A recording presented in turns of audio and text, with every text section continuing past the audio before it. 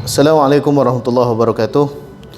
Innal hamdalillah nahmaduhu wa nasta'inuhu wa nastaghfiruh wa na'udzu billahi min shururi anfusina wa min sayyiati a'malina. May yahdihillahu fala mudilla lahu wa may yudlilhu fala hadiya lahu. Asyhadu an la ilaha illallah wahdahu la syarika lahu wa asyhadu anna Muhammadan abduhu wa rasuluhu la nabiyya ba'da. Qala rabbi shrah li sadri wa yassir li amri wahlul 'uqdatam min lisani yafqahu qawli, amma ba'd. Alhamdulillah, syukur pada Allah Subhanahu Wa Taala. Hari ini kita sambung tafsir surah An-Nisa kita. Saya ingat pada kali terakhir kita dah habis kan, sehingga gugusan ayat sampai ke ayat 52 habis dah. Jadi ini insya-Allah kita masuk gugusan baru, iaitu ayat 53 sampai 57 insya-Allah. Dan saya tak pasti Al-Fadhil Ustaz Najri kita ada sebut ke tak kelas istimak kita habis dengan saya ini. Sebab Ustaz ada beritahu Alhamdulillah. Sebab Ustaz Tuan Syekh Abdul Qadir kita ada program dengan pihak Quids. Jadi insya-Allah habis dengan saya lah. Jadi hari ni pun kalau nak lewat-lewat sikit pun tak apalah. tak kejap sangatlah insya-Allah. Baik, kita tengok kat sini. Kalau buku saya ni, cetakan saya ni muka surat 82, awal daripada penafsiran gugusan ayat 53 tu, masih berkenaan dengan orang Yahudi. Iaitu kata pengarang pada ayat sebelum ini Allah Subhanahu Wa Taala menjelaskan sikap ahli kitab, khususnya Yahudi yang sanggup mendakwa kononnya agama yang dianuti oleh musyrikin Mekah adalah lebih benar daripada agama Islam yang dibawa oleh Nabi Muhammad sallallahu alaihi wasallam.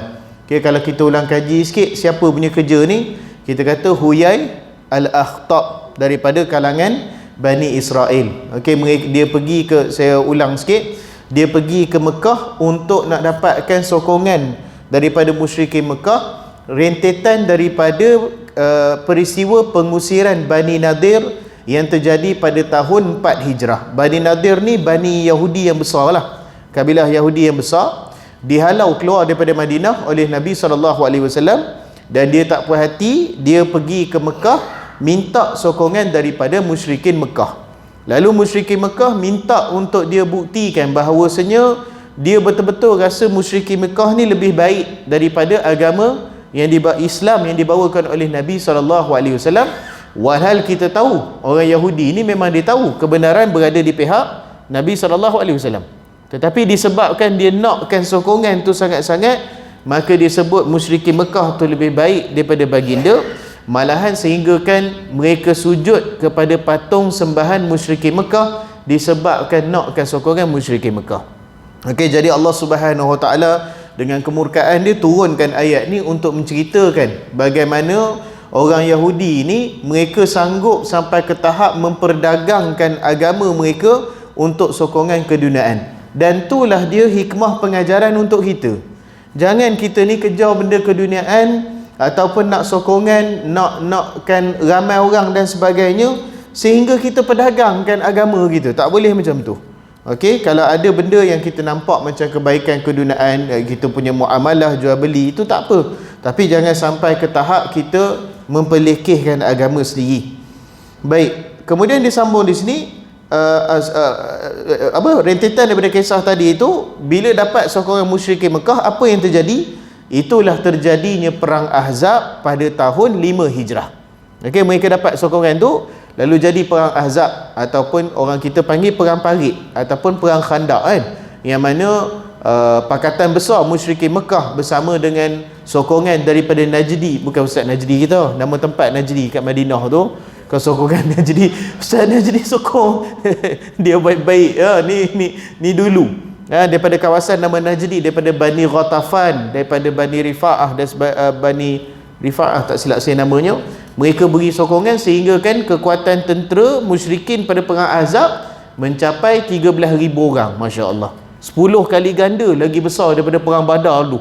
Okey, jadi itu nak menunjukkan bagaimana musuh Islam ni bila dalam bab melawan Islam dia boleh berpakat elok pula kan. Kalau dalam bab sama dia pun tak setuju, tapi dalam bab pakat lawan Islam elok pula dia berpakat. Okey, tapi digagalkan oleh Allah Subhanahu Wa Taala. Kemudian kata pengarang, lalu pada ayat berikutnya Allah menerangkan lagi sifat buruk orang Yahudi, iaitu tidak suka berkongsi kemaslahatan ataupun kebaikan dengan orang lain. Ini sifat kita panggil apa? Selfish, pentingkan diri kan. Dia nak kebaikan untuk diri dia saja. Iaitu firman Allah Subhanahu wa taala, a'udzubillahi minasyaitonir rajim, am lahum nasibum minal mulki fa idzal la yu'tuna an-nasa naqira. Ataukah ada bagi mereka bahagian daripada kekuasaan kerajaan, iaitu kekuasaan, kalaupun ada, mereka tidak akan memberikan sedikit pun kebaikannya kepada manusia. Maksudnya orang Yahudi tidak sewajarnya memiliki kerajaan ataupun kekuasaan kerana sifat mereka yang melampaui batas dan zalim. Maknanya ketika ayat ni diturunkan, Allah Subhanahu Wa Taala beritahu orang Yahudi memang tak akan menang. Dia tak akan dapat Madinah tu. Dia tak akan dapat berkuasa kat situ. Sebab jikalau mereka memiliki al-mulk, iaitu kekuasaan, nescaya mereka akan bakhil dan hanya akan mementingkan kemaslahatan atau kebaikan untuk diri mereka sahaja dan sama sekali tidak akan memikirkan kemaslahatan manusia lain. Betul tak? Kita tengok Israel ini, betul tak? Betul. Bila dia dapat, orang kata apa, tanah Israel tu pada pada kejatuhan Turki Osmaniyah. Sebelum ni Palestin dikuasai oleh Turki Osmaniyah. Turki Osmaniyah ni dia punya pusat dia dekat Turki sekarang, nama pun Turki Osmaniyah kan. Dia punya dia punya wilayah pemerintahan dia sampai kepada, kalau tuan-tuan dan puan boleh bayang peta dunia tu, dia punya pemerintahan dia sampai ke benua Afrika. Maknanya Turki ni, kenapa Konstantinopel ni sangat-sangat tempat yang direbutkan, tuan-tuan? Kenapa tempat yang sangat-sangat orang kata apa, memang kita nak lah, bukan semua orang memang nak kawasan tu. Sebab Turki ni dan juga Palestin, dia merupakan jalan dagangan di antara Eropah dengan Asia. Jadi selalunya negara-negara yang berada di tengah jalan dagangan ni memang untung besar, tuan-tuan, sebab trafik sibuk kat situ. Orang lalu lalang. Itu sebelum zaman Covid, sekarang tak ada mana. Sempadan tutup, tak boleh nak buat apa. Tapi ketika tu negara yang berada di pintu masuk ni memang sangat untung. Sebab tu Israel nak sangat Palestin tu. Sebab Palestin tu jalan masuk Syam, merupakan jalan masuk di antara Eropah dengan negara Arab. Sama juga dengan Konstantinopel, sama juga dengan Turki, dia merupakan jalan masuk. Jadi Turki Osmaniyah ni daripada kawasan di sebelah Laut Mediterranean tu, dia punya wilayah pemerintahan dia pergi sampai ke Afrika, sampai ke Mesir sana kan, sampai ke kawasan tanah Arab, termasuklah juga dengan semenanjung tanah Arab pun dikuasai oleh Turki Osmaniyah. Iraq, Iran pun ketika tu semuanya wilayah pemerintahan Turki Osmaniyah, termasuk Palestin. Sehinggalah kejatuhan Turki Osmaniyah yang berlaku sebelum daripada Perang Dunia Kedua, selepas daripada Perang Dunia Pertama dulu, tahun 1942.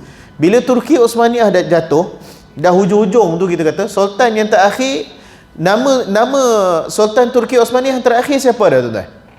Ini kena tahu sejarah Islam. Okey, siapa nama sultan yang sultan terakhir Turki Osmaniyah? Saya tanya, dia pegang pen siap-siap nak tulis, confirm tak nak jawab. Siapa dia? Siapa dia sultan yang paling lama memerintah Turki Osmaniyah? Itu dulu. Sultan Abdul Hamid, sultan terakhir. Betul tak tu? Dia kena main daripada cikgu kau. Sultan Abdul Hamid 2, itu sultan terakhir. Sultan yang paling lama memerintah siapa nama dia? Orang putih panggil Sulaiman the Magnificent. Sultan Sulaiman, dia memerintah, saya ingat 20-30 tahun kot. Lama memerintah, sebab biasa sultan-sultan ni dia bertukar-tukar cepat kan, kan? Yang tu dia paling lama memerintah. Jadi Sultan Abdul Hamid II ni, di hujung ni masa kejatuhan tu, Yahudi Michael Rowan nama dia. Dia datang pada sultan, dia minta tanah Palestin tu. Minta tanah Palestin. Apa kata Sultan Abdul Hamid? Dia kata mati hidup semula baru aku tak akan bagi, dia kata. Dah tahu dah perangai Yahudi ni macam mana. Dan mereka dengan bantuan UK ketika tu, British, dan juga bantuan Amerika ketika tu, akhirnya mereka dapat tanah Palestin tu. Pada asalnya mereka datang untuk Palestin tu bukan sebagai tanah negara. Asalnya mereka datang Palestin sebagai apa dia? Pelarian perang saja. Orang Palestin yang izinkan mereka duduk kat situ di atas dasar kesian kat mereka ni pelarian perang. Sekali bila dia duduk kat Palestin tu, dia mula jajah, buat negara dia sendiri, bagi nama negara haram Israel tu. Dapat bantuan Amerika, iktiraf sebagai negara. Habis kita, saya ingat masa Donald Trump tu, dia nak umumkan Baitul Maqdis tu sebagai capital city Israel tu. Dia nak umumkan sebagai ibu negara Israel. Maknanya nak kata Baitul Maqdis tu dia punya dah. La haula wala quwata illa billah. Okay, jadi bila dia dapat, apa yang mereka buat? Mereka buat tembok. Sampai sekarang ada kan? Mereka buat tembok, halang dan sebagainya. Kawasan yang paling elok, paling dekat dengan air dan sebagainya, ambil ke dia lah. Kata, kawasan-kawasan yang tak berapa elok ni bagi ke orang Islam. Ini hidup firman Allah Subhanahu Wa Taala. Kalau Allah berikan kerajaan pada mereka, yang mana memang Allah beri sekarang, atas izin dan kebijaksanaan Allah, memang mereka tak akan berkongsi kebaikan yang mereka dapat. Memang ya sungguh. Dia tutup habis segala apa? Segala tembok dan sebagainya tu kan. Kadang-kadang duk hobi-hobi keluar petang-petang, bawa kereta kebal tu, duk tembok rumah orang Islam dan sebagainya. Gila sungguh Yahudi ni kata. Memang ya sungguh perangai dia macam tu. Oleh sebab itulah mereka begitu tamak kepada nikmat kenabian dan tidak redha nikmat tersebut diberikan pada bangsa Arab. Sebab apa? Kerana jikalau ini terjadi, sudah pasti Bani Israel akan tunduk pada kuasa lain. Sikap ini terus berlangsung sampai ke hari ini. Dia nak kekuatan ataupun kerajaan itu hanya kepada orang Yahudi saja. Tak mau tunduk pada bangsa lain. Kita ni alhamdulillah lah. Kita ni tak kisah Nabi SAW daripada bangsa Arab. Kita kata itu bangsa yang dimuliakan. Allah Subhanahu Wa Taala pilih mereka. Tetapi Allah Subhanahu Wa Taala dah sebut orang yang paling hampir pada Allah adalah orang yang bertakwa. Kalau kita tengok zaman Nabi SAW pun ada dah orang yang berasal daripada keturunan yang ketika tu dikira keturunan yang paling tak elok sekali. Ada tak? Ada. Siapa dia? Bilal bin Rabah radhiyallahu an. Begitu juga dengan Wahsy, kemudiannya sama juga masuk Islam. Tapi Allah Subhanahu Wa Taala berikan kemuliaan. Mereka ni bukan saja hamba. Malahan macam saya sebut sebelum ni, hamba pun pada zaman Nabi SAW bukan saja orang merdeka, tapi hamba pun ada kasta dia. Maksudnya di kalangan orang merdeka dah ada kasta. Hak paling atas ni Quraisy lah, kan? Kemudian yang paling bawah sekali, lepas masyarakat kebanyakan, kita kata golongan hamba. Dan golongan hamba ni pun ada lagi kasta dia. Kalau hamba paling tinggi itu hamba yang berbangsa Qibtiyah. Okey, Qibtiyah ni daripada Mesir. Mereka selalu dikaitkan Qibtiyah ni dia etno agama macam kita juga. Macam kita, bila kita sebut Melayu, kita akan faham agama apa? Agama Islam lah. Memang syarat dalam konstitusi, dalam perlembagaan kita, memang syarat dia macam tu. Sebab tu yang tempoh hari tu kes Lina Joy pun habis selesai macam tu. Hakim cerdik kata. Masa tu dia kata kalau kamu nak tukar agama boleh, tapi kalau kamu tukar agama, kamu tak dapat hak istimewa Bumi Putra tu. Sebab Melayu syarat dia kena apa? Kena agama Islam. Tak jadi ya. Sebab apa? Sebab kalau tukar agama terus bukan Melayu. Melayu syarat dia mesti Islam. Sama juga dengan Qibtiyah ni, selalunya mereka ni memang beragama Kristian. Okey, termasuklah juga dengan salah seorang isterinya Nabi SAW, Maria Qibtiyah radhiyallahu anha. Dia pun asalnya beragama Kristian, tapi kemudian masuk Islam setelah orang kata apa, diberikan pada Nabi SAW. Okey, jadi Bilal bin Rabah ni dia bukan Qibti, dia hak kasta bawah sekali. Hamba apa? Yang bawah di kalangan hamba ni kira yang paling murah sekali, yang paling bawah sekali, yang paling kita kata apa, dari segi rupa pun memang kelam sungguh tuan-tuan. Kalau tuan-tuan tengok orang Habsyi sampai sekarang pun, dia punya hitam kulit dia tu bukan gelap, malahan lagi gelap daripada yang kita panggil negro tu. Negro pun sekarang dah duduk kat Amerika tu, ramai dah kahwin orang putih ke apa, jadi cerah kata. Hak ni kadang-kadang cerah dia kita pada. Hak ni memang gelap dia tu bukannya coklat gelap, memang hitam metalik betul tuan-tuan. Metalik. Nak cerita memang hitam sungguh. Hamba Habsyi. Jadi Bilal bin Rabah radhiyallahu an ni hamba Habsyi, kan? Sama juga dengan Wahsy ni hamba Habsyi. Wahsy pernah cakap, dia kata benda hak putih pada aku ni gigi aku dia kata. Hak lain memang hitam, memang rupa dia hitam, memang hamba yang paling bawah. Tetapi apa kemuliaan yang Allah Subhanahu Wa Taala berikan. Saya ingat satu hari nanti mungkin kita buat sirah sahabat, kita cerita bab Bilal. Bab cerita dia kurang cerita bab Bilal. Bilal bin Rabah radhiyallahu an, waktu dia nak diseksa tu, tuan dia cakap kat dia. Tuan dia kata, aku akan seksa kamu ni dengan seksaan yang masyarakat Arab tak pernah tengok. Maknanya memang dahsyat. Memang ya sungguh. Ada satu riwayat, kurang masyhur riwayat tu, Bilal waktu bersama dengan Nabi SAW dekat Madinah, waktu peperangan sekali, biasa dalam perang orang lelaki ni apa semua ada keadaan dia tak baju. Jadi dekat bahagian dia punya tulang rusuk tu putih kulit dia. Dia dah lah hitam memang apa? Kalau malam jalan tu orang kata baju terbang kata. Tahu baju terbang? Tak nampak dia punya orang tu kan. Tapi dekat dia punya rusuk tu putih. Sahabat tengok, sahabat gelak. Tengok apa jadi kamu punya rusuk saja putih. Nabi SAW tanya kenapa? Dia kata, ya Rasulullah, masa saya kena seksa lo, musyrikin Quraisy letakkan besi dekat saya punya ni, dekat saya punya rusuk, jemur tengah matahari tu letak besi jemur tengah hari, jadi apa kulit? Cair habis kulit tu.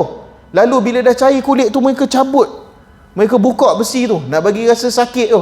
Sebab tu kulit yang terganti bawah tu dah bukan kulit hitam, tercabut habis dah kulit dia, jadi putih macam tu saja. Bila dia dengar, bila sahabat dengar dia cerita macam tu, tak ada orang gelak lah tuan-tuan. Bilal bin Rabah radhiyallahu an, memang Tuhan dia kata, saya akan seksa kamu lebih dengan seksaan yang masyarakat Arab tak pernah tengok. Apa dia balas? Apa dia balas?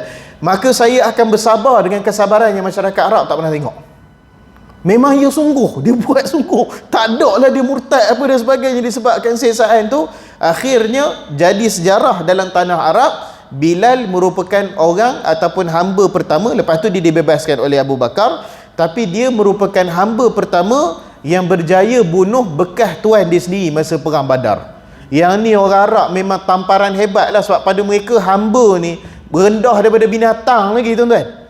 Tiba-tiba orang yang mereka nampak rendah, pandang rendah tu, orang tu yang bunuh tuan dia. Oi, memang hina besar sungguh lah. Memang aib besar sungguh lah. Jadi kat situ kita belajar bahawasanya soal bangsa ni tak bermakna kalau bukan sebab soal keimanan. Okey, Bani Israel pun satu ketika diangkat oleh Allah Subhanahu Wa Taala, tapi sebab kufur, tak beriman, maka tak ada nilai di sisi Allah Subhanahu Wa Taala.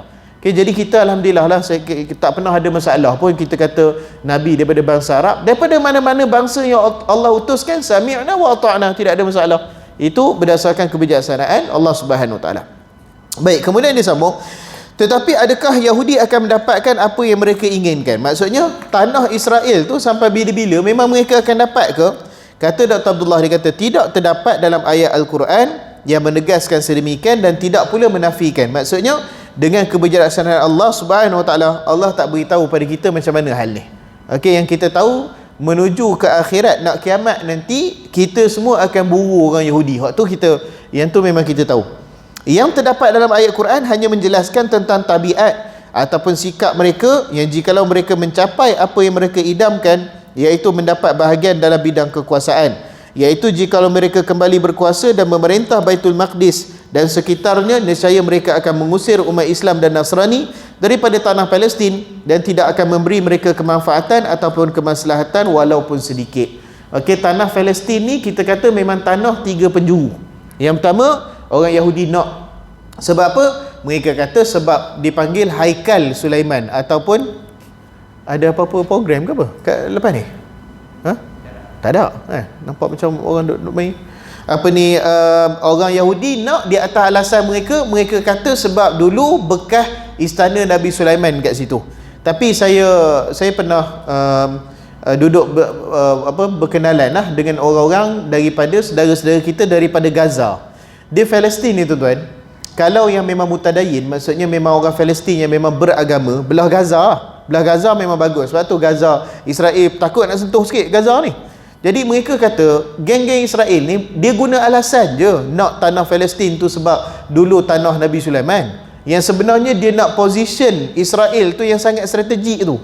Kaya kita kata, tempat masuk di antara Eropah dengan tanah Arab. Kebanyakan orang-orang Israel, orang Yahudi duduk di Israel, kebanyakannya etis, tak ada agama pun.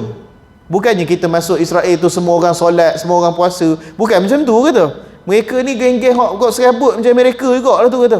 Tetapi disebabkan mereka nak kedudukan tanah tu. Ada pun orang Islam, yang tu kita pastilah itu salah satu daripada masjid paling suci kita. Dan Palestin tu pun sebelum dirampas memang hak milik siapa?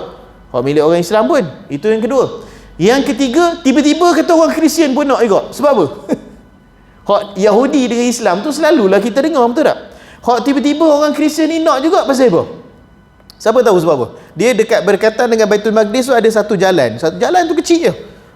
Dengan batu-batu lama kuning apa semua tu. Tapi mereka memang anggap jalan tu memang jalan suci mereka lah. Sebab apa? Siapa tahu? Sebab mereka percaya di situ Nabi Isa disalib dulu. Mereka percaya di situ Nabi Isa disalib. Satu. Kemudian sekarang tahun 2022, saya ingat lebih kurang tahun 2015 ke 2016, mereka jumpa kawasan perkuburan yang mana mereka percaya kawasan perkuburan tu dekat situ Nabi Isa lepas kena salib dia ditanam kat situ. Sekarang ni dah jadi rumah ibadah lah. Mereka dah besarkan, mereka dah buat tempat keliling apa ni, boleh tengok dekat internet dan sebagainya. Di atas dasar tu juga orang Kristian pun nak juga tanam Baitul Maqdis tu. Okey, tetapi kita kata sekarang ni dia jadi berebut gitulah. Cuma Yahudi Kristian ni dia bila nak, macam kita sebut tadi, nak apa, bila nak perang dengan orang Islam dia boleh pakai pula. Dia tak bergaduh pula sama dia. Baik. Setelah Allah Subhanahu Wa Taala mencela Yahudi kerana sifat bakhil mereka, maka pada ayat berikut ini Allah mencela lagi orang Yahudi kerana sifat hasad ataupun dengki mereka pada Nabi sallallahu alaihi wasallam. Okey. Apa kata Allah? Saya bacakan maksud saja. Ataukah mereka dengki ataupun hasad kepada Muhammad lantaran kurniaan yang Allah telah berikan kepadanya? Sesungguhnya kami telah memberikan kitab dan hikmah kepada keluarga Ibrahim, dan kami telah memberikan kepadanya kerajaan yang besar, wa mulkan azima, kepada keluarga Ibrahim, maksudnya kepada anak cucu keturunan Nabi Ibrahim alaihissalam, terutamanya Nabi Daud dan Nabi Sulaiman alaihissalam. Sebab mereka ni, Nabi Daud dan Nabi Sulaiman, mereka dikenali sebagai Nabi Raja kan. Mereka Nabi dan mereka Raja. Macam baginda Nabi SAW, dia lebih memilih Nabiyun Abdun, Nabi yang lebih gaya hidup dia sebagai seorang hamba. Kalau kita tengok Nabi SAW, hidup dia tu gaya hamba ke gaya raja? Gaya hamba. Rumah dia kecil saja, dia solat berdiri. Aisyah radhiyallahu anha kata balik, ketuk pintu, pintu kunci. Nabi SAW tengah berdiri. Lalu apa yang baginda buat? Baginda melangkah setapak ke depan dan buka pintu, menunjukkan rumah dia bersatu. Sekali langkah dah habis dah, muat-muat aja. Bila Nabi SAW solat malam, kaki Aisyah melentang depan Nabi. Maknanya apa? Bilik dia bersatu tuan-tuan. Kehidupan dia macam kehidupan seorang hamba. Memang dia pilih sedemikian. Sebab apa? Sebab dia nak kenikmatan yang maksimum dekat akhirat nanti. Okey? Baik. Kemudian dia kata maksudnya ataukah sebelum tu saya nak kita tengok sekali lagi ni, am yahsudunan nas. Kata Nabi SAW, tidak ada hasad melainkan dalam dua perkara. Okey? Dekat sini ulama hadis kata disebutkan, oh ada orang menikah, betul dah. Ada menikah. Baik. Apa beza hasad yang boleh dan hasad yang tak boleh, tuan-tuan? Ataupun apa beza hasad dengan cemburu? Cemburu ni lebih dibolehkan banding hasad lah. Apa beza hasad dengan cemburu? Hasad ni, kita nak nikmat tu ditarik daripada orang tersebut. Itu hasad. Maknanya hak selalu orang tua-tua cakap, kalau aku tak dapat, hang pun tak ada dapat ya, betul? Padahal kalau dia dapat, kita tak ada jadi kudih apa pun. Itu hasad. Iaitu kita nak nikmat tu ditarik daripada orang tu. Itu hasad. Cemburu pula yang dianjurkan oleh Nabi SAW berbeza. Apa beza dia? Cemburu tu adalah kita nak nikmat yang sama Allah berikan kepada kita. Yang tu boleh. Satu kata Nabi SAW, tidak ada hasad melainkan dalam dua perkara. Yang baginda nak maksudkan bukan hasad, baginda maksudkan cemburu tu, iaitu seorang lelaki yang diberikan ilmu oleh Allah Subhanahu Wa Taala sehingga dia membantu manusia dalam mengeluarkan fatwa. Dia membantu manusia menyelesaikan masalah. Kita tengok imam-imam kita yang 4 dulu tu, selalu saya sebut imam 4 orang ni tuan-tuan, mereka bukannya niat nak buat mazhab pun. Bukannya saya ni mengaji sebab saya nak ramai pengikut, saya nak buat mazhab kita sendiri. Dia bukan macam tu. Mereka mengaji lebih kepada orang kata apa, self actualization. Maksudnya lebih kepada mereka ni nak mencapai potensi diri yang maksimum. Itu saja. Tapi dengan ilmu yang Allah Subhanahu Wa Taala berikan pada mereka, orang tanya, mereka cari, mereka jawab. Orang tanya, mereka cari, mereka jawab. Orang tanya, lalu keadaan tu terlalu banyak dia punya sumbangan dia, sehingga kan orang bukukan pandangan mereka dan ramai orang ikut mereka, lalu terbentuklah mazhab. Itu cerita dia. Imam Malik, Imam Abu Hanifah, Imam Syafi'i, bukannya mereka belajar dak, kami ni mengaji sebab kami nak buat satu pemikiran sendiri. Dia bukan macam tu. Satu kita kata bukan mazhab 4 yang buat mazhab, anak murid yang buat mazhab tu. Sebab ramainya orang ambil mereka punya sudut pandang mereka. Okey, sedemikian. Okey, itu yang pertama. Kata Nabi SAW, kita nak jadi macam tu. Kita minta, ya Allah berilah juga saya ilmu macam tu supaya saya pun dapat bawa banyak kemanfaatan pada manusia macam tu. Yang tu cantik. Okey. Kemudian yang kedua kata Nabi SAW, seorang yang diberikan harta yang banyak sehingga dia banyak bersedekah dengannya. Kalau kita tengok tu, kita pun rasa macam, kalau saya pun harta sebanyak ni, saya pun nak sedekah macam tu jugalah. Kata Nabi SAW, dua perkara ni diizinkan, dibolehkan. Okey? Itu beza dia di antara hasad dengan cemburu yang diizinkan. Okey. Yang hasad Yahudi ni mana pula? Hasad Yahudi ni, dia nak nikmat tu ditarik daripada Nabi SAW. Baik. Dia kata, ataukah dakwaan mereka bahawa mereka lah bangsa yang paling mulia dan paling layak berkuasa di atas muka bumi, didorong oleh sifat hasad terhadap Nabi SAW. Mereka memang melihat dengan jelas kurniaan Allah pada baginda yang semakin hari semakin bertambah kekuatan dan penyokongnya. Oleh itu, setiap pertambahan nikmat yang Allah anugerahkan kepada umat Islam, maka akan semakin bertambah kedengkian Yahudi pada mereka.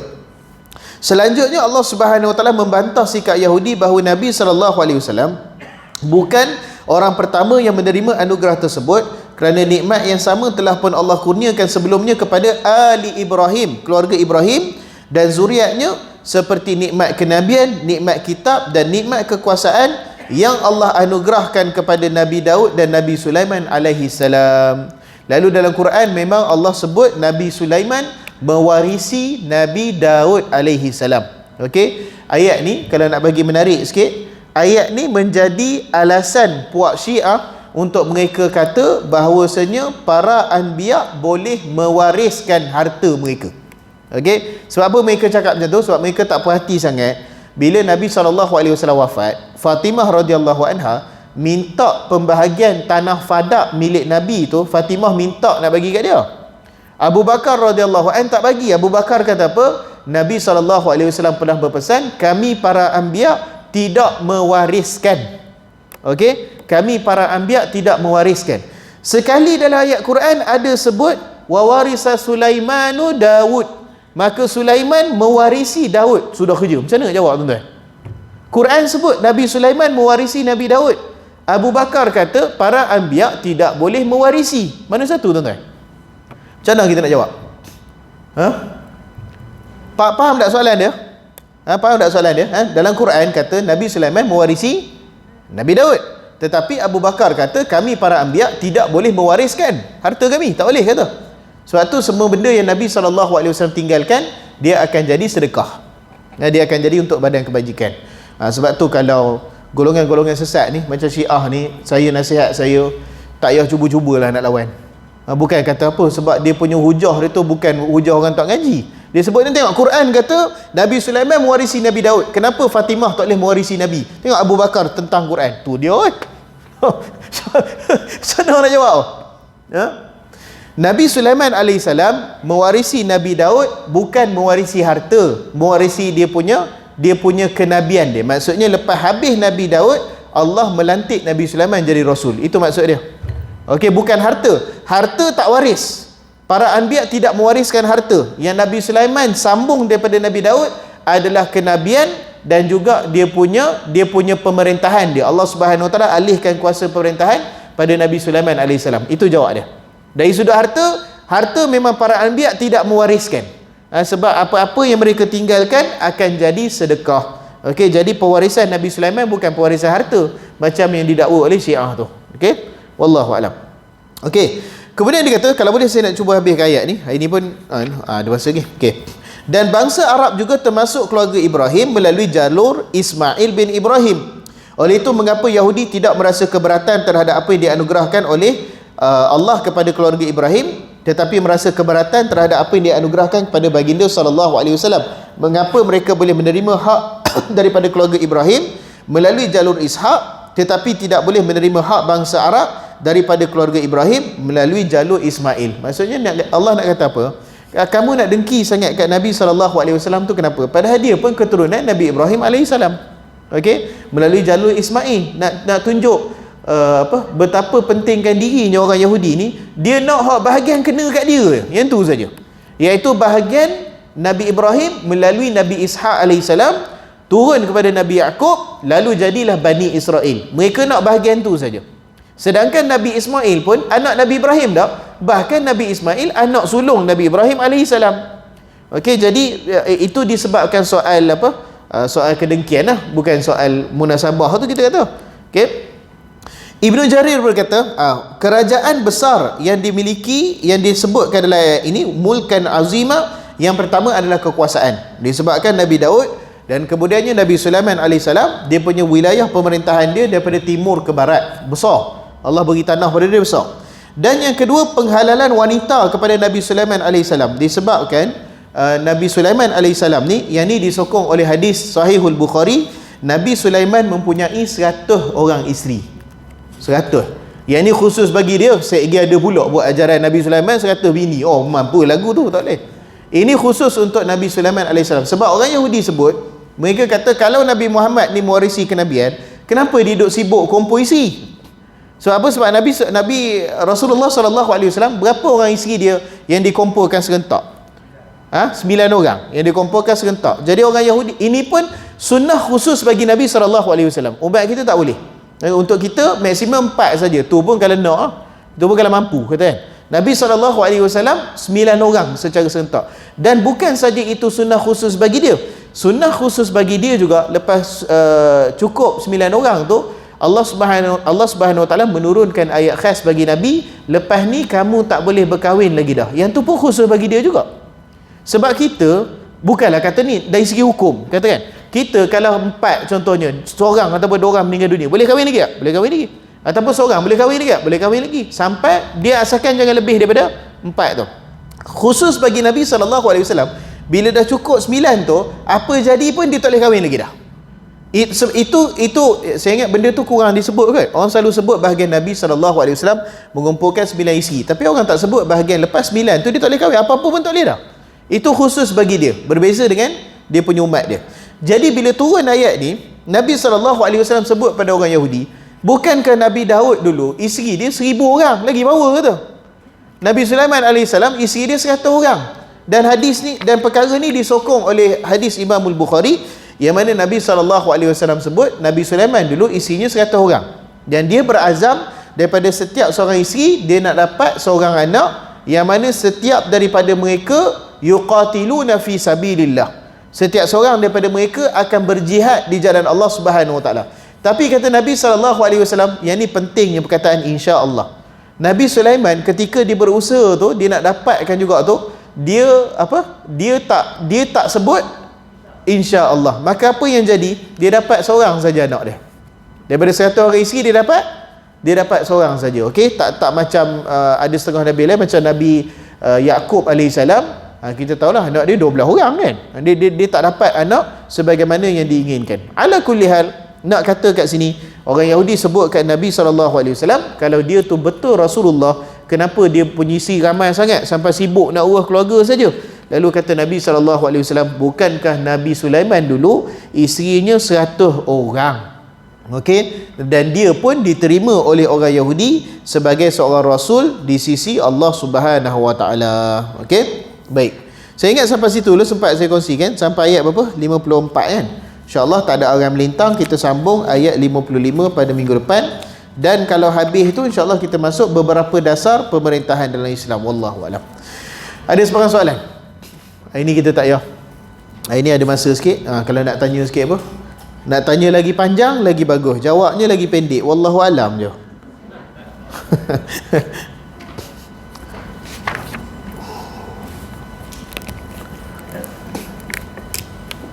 Ada sebarang ataupun tak soalan ke perkongsian ke ustaz, saya nak berkongsi, lagi bagus kata.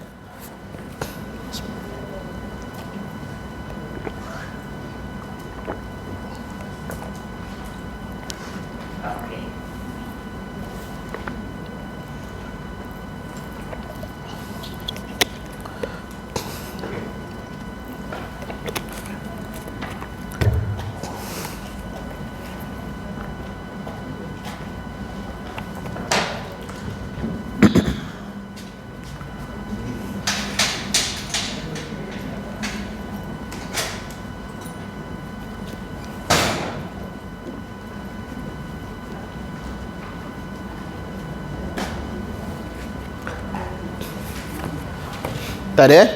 Okey, kalau tak ada kita akhirin tasbih kafarah. Subhanakallah wa bihamdika asyhadu an la ilaha illa anta. Wassallallahu ala Muhammad wa ala alihi wa sahbihi wasallam. Assalamualaikum warahmatullahi wabarakatuh.